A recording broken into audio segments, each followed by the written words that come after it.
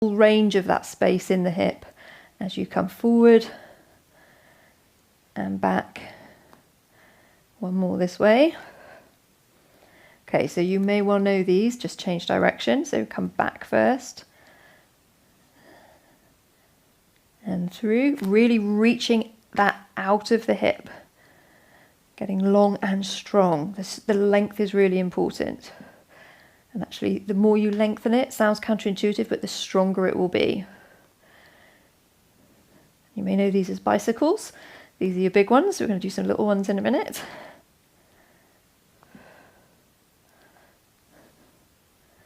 Okay, last one. Lovely. So bring the knees up to sort of 90 degrees with the hips. Bring this leg up to hip height, push the heel away. Now we're pedaling a really tiny toddler's bicycle, tiny little circles. So you're drawing those circles with the heel, feeling the work in the glute. Nice. Okay, take those circles back round the other way. Tiny little circles, tiny little movements in here and in the hip. Nice job. Super. Bring that foot back and just tuck the tail again to open up through the front of the hip and the front of the thigh. They're a bit zingy, those ones. If you're deep core, sorry, we're just going to swap sides. If your deep glute muscles aren't very switched on, they can be a little bit zingy. The other side. So set yourself up. So again, fine to have the lower leg bent if you want that full stability, or to have it straight and slightly out in front of you. Hips are stacked one on top of the other. Really reach this leg out of the hip socket. So you've got that feeling of the leg trying to lengthen and create space up here by sort of pulling away out of the hip. And off we go. Forward, in, back, and round. So thinking of length in all the away movements.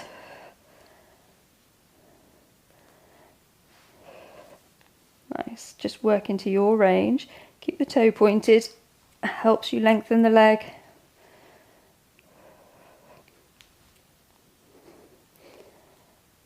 Super, back the other way. Nice. And every time you come through to the front, reach away. You're getting a stretch through that hip, through the back of that hip.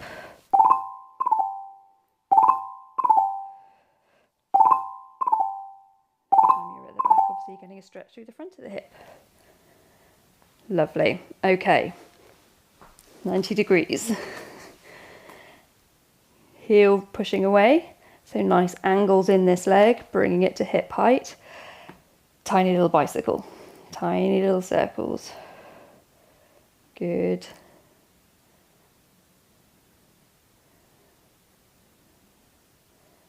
Nice. Keep them small, keep them controlled, keep them round.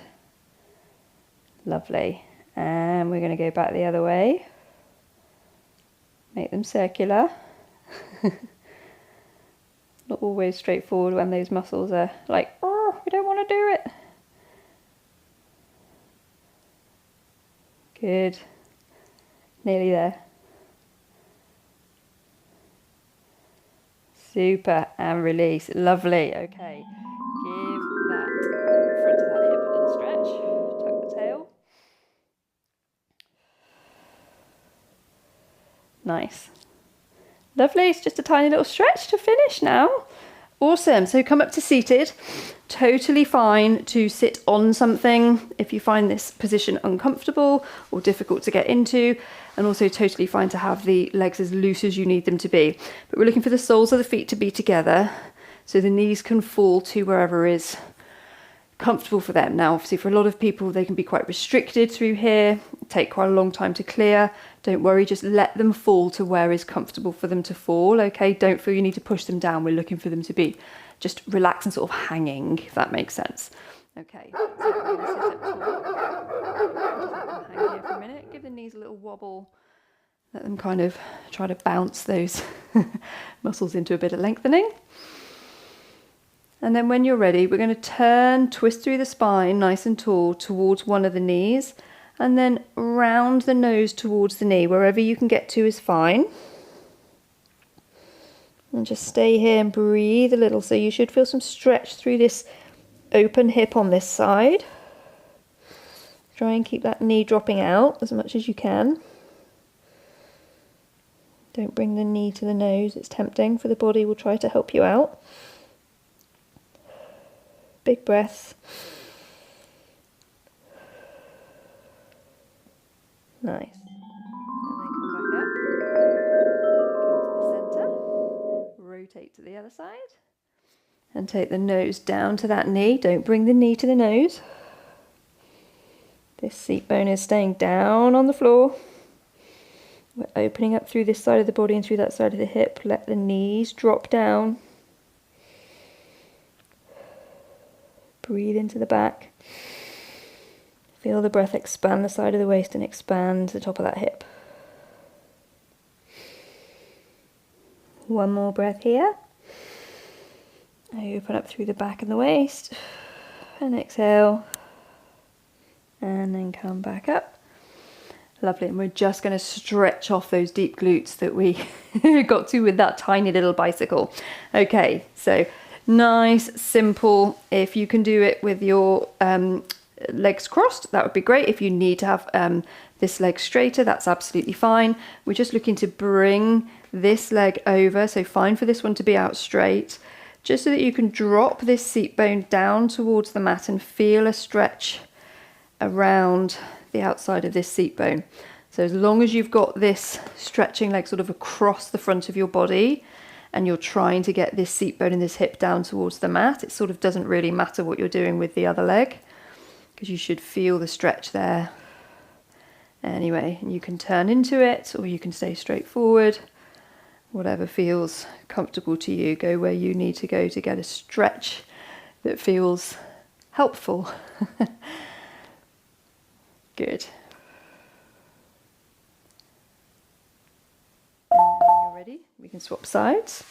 So however you want to set up, just as long as you've got this leg coming across the body and you've got the seat bone on this crossing side dropping down towards the mat. So I'm not pulling on my knee here, I'm just using my arm to kind of hold it in place so that as I drop the seat bone down towards the mat, the knee isn't able to go with it. So that feeling of dropping the seat bone down towards the mat is actually kind of lengthening, if that makes sense, because my arm is just sort of holding this knee in place. But I'm not pulling it in, I'm just holding it there so that it's sort of a stable base for that reaching down of that seat bone on that side to have to sort of pull against, if that makes sense. A couple of deep breaths. Nice work. Good job. Some of that was tough, I know. I know. But trust me, when you get those deep core muscles doing what they should, oh my goodness, things get so much easier. Lovely. And release. And you are done. Fantastic job. Now listen, even if you're only moving tiny circles or an inch each way in that side to side stuff, you are activating the muscles that you need to activate right now. And that is the crucial first step.